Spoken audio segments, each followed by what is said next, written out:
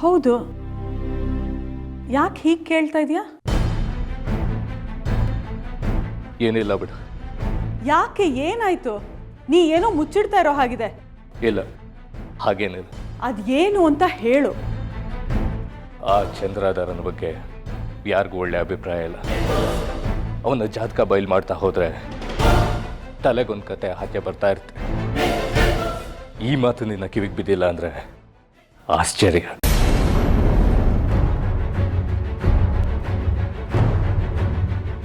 ಏನೋ ದೇವು ಹೀಗೆ ಹೇಳ್ತಾ ಇದೀಯಾ?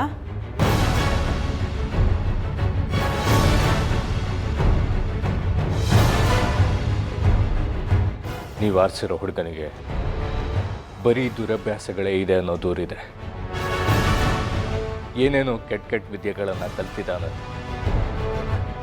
ಅಂಬಾಸೆ ರಾತ್ರಿ ಸ್ಮಶಾನಕ್ಕೆ ಹೋಗ್ತಾನಂತೆ. ವಾಮಾಚಾರ, ಮಾಟ ಮಂತ್ರ ಕಲ್ತಿದ್ದಾನಂತೆ. ಏನೋ ಹೇಳ್ತಾ ಇದೀಯಾ ನೀನು? ಹೌದಕ್ಕ, ನೀನು ನನ್ನ ಅಕ್ಕ ಅನ್ನೋ ಕಾರಣಕ್ಕೆ ಏನೋ ತಿಳಿದಿದ್ದು ಹೇಳಿದೆ. ಮುಂದೆ ನಿಮ್ಮಿಷ್ಟ.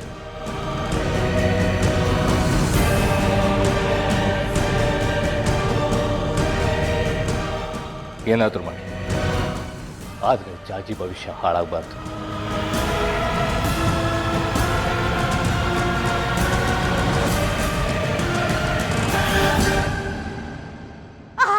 ಬದುಬಿಟ್ರು. ನಾನು ಹೇಳ್ತಿರ್ಲಿಲ್ವನೇ, ನಿಮ್ ತವ್ರ ಮನೋರಿಗೆ ಬುದ್ಧಿನೇ ಇಷ್ಟು. ಮೊಸರಲ್ಲಿ ಕಲ್ಲು ಹುಡ್ಕಾಕ್ ಬರ್ತಾರೆ. ನಮ್ ಜಾಜಿಗೆ ಒಳ್ಳೆ ಕಡೆ ಸಂಬಂಧ ಸಿಕ್ಕಿದೆ ಅಂತ ಹೊಟ್ಟೆ ಉರಿ, ಅದಕ್ಕೆ ಹಿಂಗೆಲ್ಲ ಮಾತಾಡ್ತಾರೆ. ಇಲ್ಲ, ನಾನು ಆ ಅರ್ಥದಲ್ಲಿ ಹೇಳಿಲ್ಲ.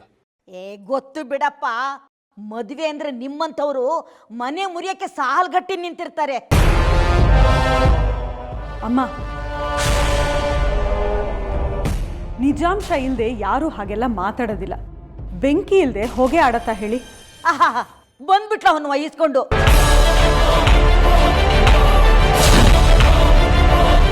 ನೋಡೇ, ಮರ್ಯಾದಿಂದ ಹೇಳ್ತಾ ಇದ್ದೀನಿ, ನಿಮ್ ತವ್ರಿನ ಕಡೆಯವರಿಗೆ ಬಾಯಿ ಮುಚ್ಕೊಂಡಿರೋದಕ್ಕೆ ಕೇಳು. ನೋಡೇ, ನಮ್ಮ ಹುಡುಗಿನ ಯಾರಿಗೆ ಕೊಡಬೇಕು ಯಾರಿಗೆ ಕೊಡಬಾರ್ದು ಅಂತ ನಿರ್ಧರಿಸೋರು ನಾವು, ಇವ್ರಲ್ಲ. ಅಕ್ಕ, ಒಳ್ಳೆ ಮರ್ಯಾದಿನ ಆಯ್ತು.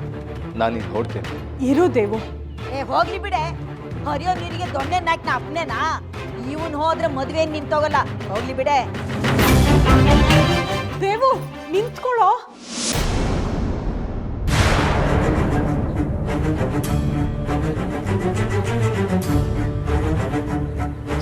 ನಾನು ಈ ಮದ್ವೆ ಆಗಲ್ಲ.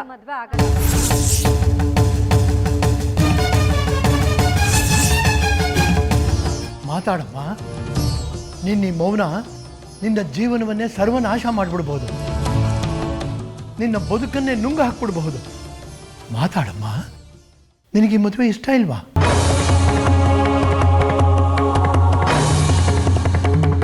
ಹಾಗಾದರೆ ಆವತ್ತು ಚಂದ್ರಧರನಿಗೆ ಯಾಕೆ ಮಾಲೆ ಹಾಕಿದೆ? ನಿನ್ನ ಒಪ್ಪಿಗೆ ಸಿಕ್ಕಿದ ಮೇಲೇ ನಾವು ಮುಂದುವರೆದಿದ್ದು. ನೀನೇ ಬಾಯಿ ಬಿಟ್ಟು ನಾನು ಸುಖಧರನ್ನ ವರೆಸೋಲ್ಲ, ಚಂದ್ರಧರನ್ನೇ ವರೆಸ್ತೀನಿ ಅಂತ ಹೇಳಿದ್ಯಲ್ಲಮ್ಮ. ನಾನು ಚಂದ್ರಧರನ್ಗೆ ಹಾರ ಹಾಕಿಲ್ಲ ಅಜ್ಜ. ಅಲ್ಲಿ ನೋಡಿದ್ರೆ ಆ ಬಂಗಾರಿನೂ ಅದನ್ನೇ ಹೇಳ್ತಿದ್ದಾನೆ, ಇಲ್ಲಿ ನೋಡಿದ್ರೆ ನೀವು ಅದನ್ನೇ ಹೇಳ್ತಿದ್ದೀರಾ. ನನಗೆ ಒಂದು ತಿಳಿತಿಲ್ಲ, ನಾನು ಯಾಕೆ ಚಂದ್ರಧರಂಗ್ ಮಾಲೆ ಹಾಕ್ಲಿ? ನನಗೆ ಯಾವುದು ನೆನಪಿಗೆ ಬರ್ತಿಲ್ಲ. ನಿಜವಾಗ್ಲೂ ನೀನು ಚಂದ್ರಧರನಿಗೆ ಮಾಲೆ ಹಾಕಿದ್ದು ನಿನ್ನ ನೆನಪಿಗೆ ಬರ್ತಾ ಇಲ್ವಾ? ಚಂದ್ರಧರ ನನಗೆ ಇಷ್ಟಾನೇ ಇಲ್ಲ ಅಂದಮೇಲೆ ನಾನು ಯಾಕೆ ಅವನಿಗೆ ಮಾಲೆ ಹಾಕ್ಲಿ? ಮಾವ, ಆ ಚಂದ್ರಧರನ್ ಬಗ್ಗೆ ಯಾರಿಗೂ ಊರಿನಲ್ಲಿ ಒಳ್ಳೆ ಅಭಿಪ್ರಾಯ ಇದ್ದಾಗಿಲ್ಲ. ನಮ್ಮ ದೇವನು ಅದೇ ಹೇಳ್ತಾ ಇದ್ದ.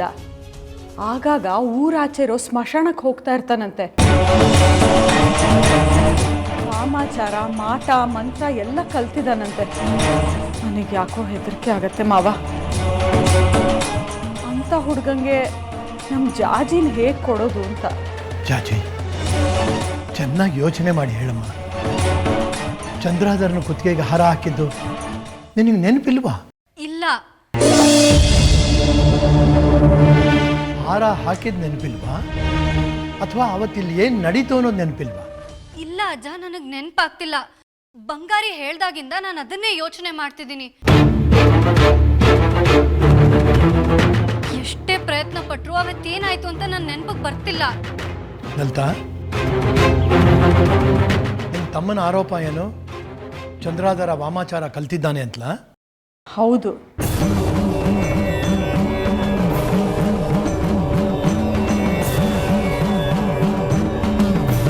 ಆ ವಿರೂಪಾಕ್ಷ ಶಾಸ್ತ್ರಿ ನೀವು ತಿಳ್ಕೊಂಡಿರೋ ಅಷ್ಟು ಶುದ್ಧ ಮನುಷ್ಯ ಅಲ್ಲ.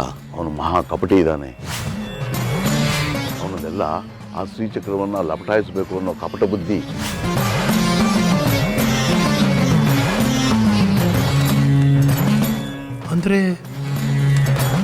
ಅಂದರೆ ಆ ಚಂದ್ರಾಧರ ಏನಾದರೂ ವಾಮಾಚಾರ ವಿದ್ಯೆ ಪ್ರಯೋಗ ಮಾಡಿ ಜಾಜಿನ ವಶೀಕರಣ ಮಾಡಿಕೊಂಡು ಮಾಲೆ ಹಾಕ್ಸ್ಕೊಂಡ್ಬಿಟ್ನ?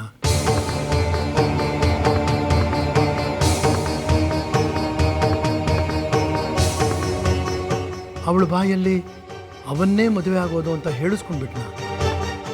ಆದರೆ ಅವನ್ಯಾಕೆ ಹಾಗೆ ಮಾಡ್ತಾನೆ? ಅದರಿಂದ ಅವನಿಗೇನು ಲಾಭ?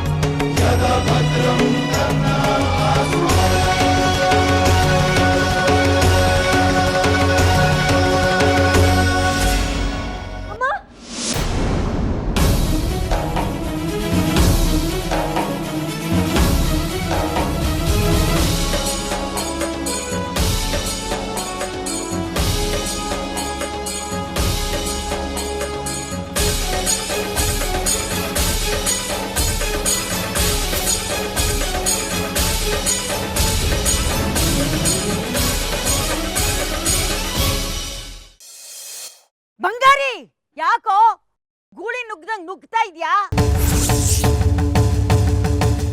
ಜಾಜಿ, ಬಂಗಾರಿ ಬಂದಿದ್ದೀನಿ, ಆಚೆ ಬಾ.